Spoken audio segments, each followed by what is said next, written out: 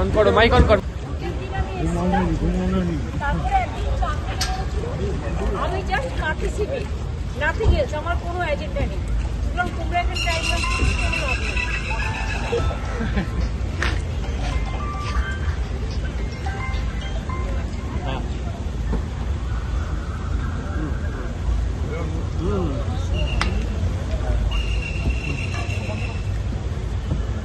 রাজভবনে পৌঁছলেন মমতা বন্দ্যোপাধ্যায় এবং পৌঁছানোর মুখে তিনি জানিয়ে দিলেন এটা একেবারেই সৌজন্যমূলক সাক্ষাৎকার।